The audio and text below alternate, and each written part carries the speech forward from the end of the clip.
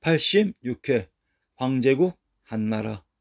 자, 초안대전에서 우리는 한고조 유방의 처음 시작인 제후국 시절의 제후국 한나라가 있었던 것을 이미 저번 회에서 확인했습니다. 황제국 한나라의 국명이란, 조대명이란 조선을 대표하는 국명으로 제왕의 성인 관중의 한성 국내성을 장악하기 위해 기반이 되었던 지역의 명칭이 중국사 25사 황제국의 국명이 되는 것은 기본 원칙입니다. 경상도 창녕의 국명을 하성, 하산이라고 합니다. 경상도 상주의 국명을 상산, 상주라고 합니다. 충청도 온양의 국명을 탕정, 온창이라고 합니다. 평안도 은산의 국명을 은주, 흥덕, 동창이라고 합니다. 한나라 우인 김수로왕이 제왕의 성이 있었던 관중의 촉을 장악해 하나라를 건국한 기반지역 하땅이 신식의 진해부대 천조가 있었던 창녕이며, 이때 상나라의 시조설이 봉지로 받은 곳이 상주이며 상산으로 이곳이 상도입니다. 이곳이 제후국 상나라의 영토로 이곳을 기반으로 또한 상나라의 탕왕이 제왕의 성이 있었던 관중에 하나라를 멸하고 황제가 되었던 곳으로, 탕왕이 부도로 자리 잡았던 곳이 제왕의 성이 있었던 관중의 온양으로, 그래서 탕왕의 우물인 당정이 온양에 있었던 곳입니다. 이후 상나라가 한 군데 정착을 못하고 이곳저곳 전도하다가 정착한 곳이 황제국 상나라가 있었던 관중의 은산으로, 이곳에서 은나라가 시작되는 곳이며, 이곳이 또한 탕왕의 무대 관중의 온양이기도 합니다. 한고조 유방은 항으로부터 받은 봉지 한중인 한양을 기반으로 평양인 팽성의 소초평 항우를 무너뜨리고 천하를 통일해서 국명이 한나라가 되었던 곳으로, 역사 조작으로 인하여 한이 들어간 글자는 현재의 중국으로 인식하고 있지만 한양의 고유 명칭이 한으로, 그래서 현재에도 서울을 한성이라고 표시하는 것입니다. 제발 편협된 오해가 없기를 바랍니다. 제후국 한나라가 있었던 곳은 관중의 한양, 장안입니다. 그러면 한고조 유방이 소초평 항우를 무너뜨리고 황제국 한나라의 수도로 삼았던 곳은 어디였을까요? 한나라는 관중의 한양장안을 기반으로 천하를 장악했으므로 또한 황제가 된 이후 이곳 관중에 그대로 있었습니다. 제후국 한나라가 있었던 곳이 제왕의 성이 있었던 관중이었습니다. 관중에 있었던 제후국이 천하를 통일한 경우였습니다. 한고조 유방의 고향 풍패.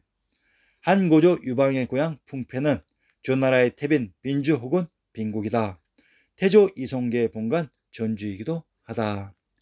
또한 전주인 한나라 유방의 고향 풍패는 삼국지의 승상 조조의 고향 패국이기도 하다. 모두 다 신증동국 여지승남의 전주부에 나오는 정보입니다. 고전 번역원의 신증동국 여지승남 구격본의 몇 조각을 인용하면 형성 국가의 풍패로 산천이 용수하다. 주나라의 조상이 일어난 곳이오 일도의 으뜸이다. 누정 공북정주의 서고정의 기에 왕업의 자치를 창립하였으니 실로 우리 조선의 근본이 되는 땅으로 주나라의 태빈과 같은 곳이요, 목조가 북방으로 옮겨간 것은 마치 주의 태왕이 빈을 떠난 때이다. 이제 아무리 조작을 하고 지리이동을 해도 전주 빈주 풍패는 이곳을 벗어날 수 없습니다. 이성계의 성계와 주나라와 유방의 출신지가 이렇게 빈주 전주 풍패로 확정된다면 역사의 실상을 찾는 도정에서 거부를 내딛게 되는 것입니다. 드디어 역사의 모양이 제대로 잡혀가는 것입니다. 여기 풍패 낙양에 있었던 유방이 관중 촉의 아방궁 건설의 십장으로 이를 떠나는 것으로 나오는데, 그 정황으로 볼 때 그럴 수밖에 없는 것입니다. 용비 어촌가의 시 몇 수를 보면서 위에서 이야기한 사정을 한번 살펴봅시다. 제18장. 한나라 고조 유방이 정장이 되어 진나라 시왕의 장지인 이산으로 일꾼을 이끌고 간 일이 있었는데, 그때 일꾼들 대부분이 도망치고 말았다. 그러나 그 중에 장사 연암은 사람이 유방을 따라가기를 자청하고 나섰으니 이 사람들이 유방이 나라를 세우는데 공을 세웠다. 목조가 전주에서 기산으로 함경도로 올라갈 때 170여호가 자유로 따라가게 되었다. 같은 지역 출신인 한구조 유방과 이성계의 손조 목조가 민심을 얻은 것을 비유해서 이씨 가게의 덕의 뿌리가 깊고 명망이 높음을 마음껏 자랑하고 있습니다.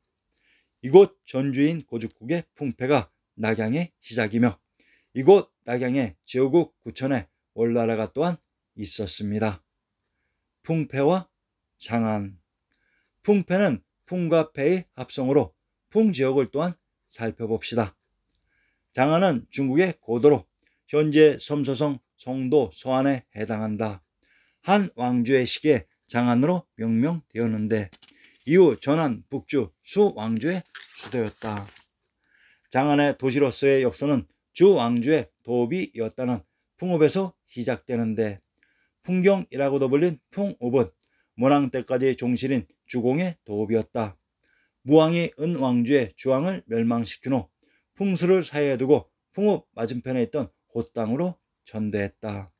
장안 한양이 시작된 풍읍이 바로 전주 풍패의 풍으로 이곳이 장안 한양에 시작된 곳으로 그래서 한양에 흘렀던 한수가 장안으로 흘러들어갔다고 했던 것입니다. 장안을 소안이라고 합니다. 그리고 낙양을 동안이라고 합니다. 소안이란 안주의 서부지역이 소안이며 동안이란 안주의 동부지역이 동안이 됩니다. 자, 그러면 우리의 지리지 신증동궁 여지수남을 통해 안주가 장안 한양이 시작된 풍읍과 관련이 있었다는 것을 입증해 드리겠습니다. 함경도 풍천의 군명을 서하성의 안주, 굴, 굴천, 풍주라고 합니다. 풍읍 풍주에 있는 하천이 풍천으로 황해도 풍천의 군명이 안주입니다. 왜 우리의 지리지가 중국사 25사의 역사적인 내용 등을 입증하고 있을까요? 역사 속 서안인 장안과 동안인 낙양은 화산인 삼각산을 가운데 두고 서로 반대편에 가까이 위치되어 있었기 때문에 서안과 동안이란 지명이 등장했던 것입니다. 여러분들이 보시고 있는 중앙아시아 투르크메니스탄의 지도가 우리의 옛 역사 무대라는 것을 확인할 수 있습니다.